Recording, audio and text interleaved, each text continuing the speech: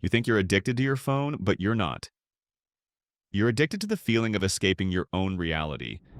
It's that feeling that drives you to reach for your phone whenever you're alone. It's not your phone you truly need. It's the fear of the emptiness that comes without it that keeps you reaching for it. When you're bored, you scroll. Whenever life pauses, you swipe your screen. The silence or stillness unsettles you. But what you're really avoiding isn't the screen, it's yourself. Did you know that, on average, you check your phone 96 times a day? People say that's normal. But when did this behavior become normal? When did it become acceptable to mindlessly pick up your phone during a conversation, a meal, a movie, or even while staring at another screen? Even at a red light or in the bathroom, you reach for your phone, not for entertainment, but to escape something. Your phone is not the root of the problem, and it's a symptom. It's a way of putting your mind to sleep. Every time life tries to remind you of something, you silence it. Every time emotions arise, you numb them. Sad scroll, lonely scroll, anxious scroll faster. It's no longer a habit, it's a coping mechanism for existence itself. Because facing your real life means facing the emptiness inside you. No one ever taught you how to do that. You weren't designed to consume a constant stream of information, to compare yourself endlessly to others, or to handle the demands of a dopamine-driven machine. But the world profits from your attention. It convinces you that silence is laziness and stillness is failure. So you hide. Not because you're weak, but because you were never taught how to sit with your feelings. Life is messy, and it hurts to be honest. But it's in that honesty that you truly live. You're overstimulated, yet nothing truly excites you. Your mind is full, but your soul feels empty. You've lost your ability to focus, to feel deeply, to remember what makes you happy. You're not present, not in your body, not in your relationships, not in your life. Every time you try to connect to your emotions, you find yourself pulling away instead. You're not living, you're merely coping. But there's another way. You don't need to delete your phone, you just need to reconnect with yourself. Start small, spend 10 minutes a day free of screens. Allow yourself to be bored, let your emotions flow naturally, welcome the silence. Because beneath all the noise, you're still there. Alive, curious, present. Your life isn't behind the screen, it's in the moments you've missed, in the beauty you've overlooked. Somewhere deep within, there's still a part of you that remembers what it feels like to truly be human. The next time your hand instinctively reaches for your phone, pause, take a moment and ask yourself, what am I trying to avoid right now? Maybe this time you'll choose something else, something real. If you're still listening, somewhere deep down you're probably starting to realize something, that maybe you've been trading too many moments of real life for mindless swipes. The first thing you need to know is this: you're not alone. You're not the only one struggling with a fragmented mind. We're all bombarded with notifications, endless short videos, and infinite news feeds. Our emotions feel fragmented.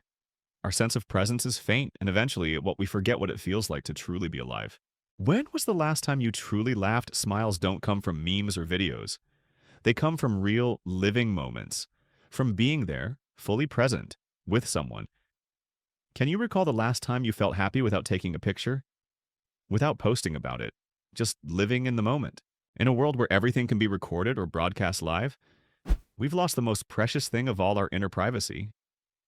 The world doesn't need to know everything, but you do.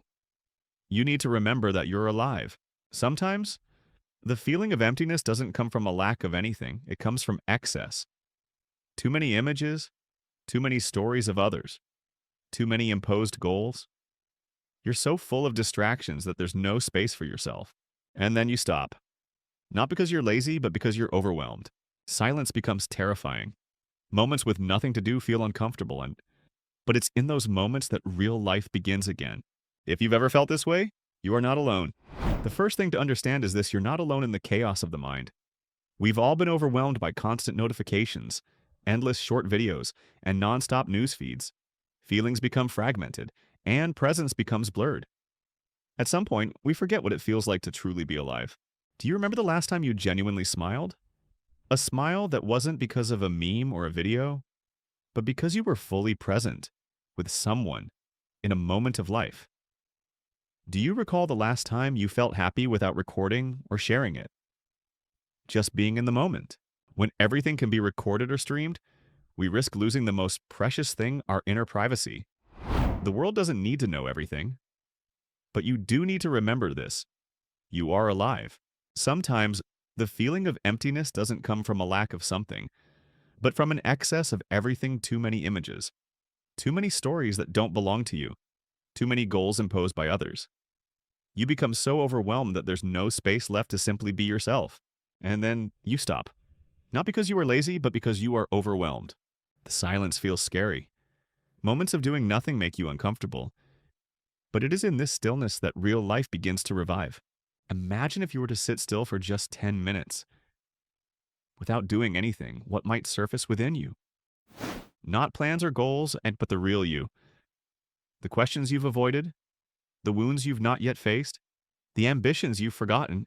You don't need to rush to solve everything at once, but you do need to begin coming back to yourself.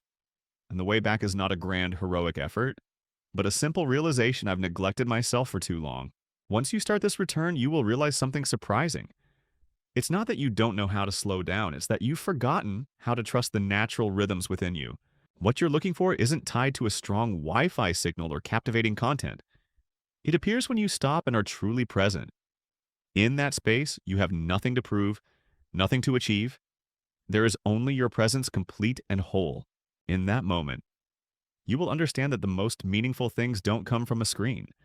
Meaning is found in the eyes of the person you love, in a quiet hug, in a peaceful afternoon by the window, in the rustling of leaves under the sunlight, or even in a simple, silent meal. These things are always complete in themselves. They don't need embellishment.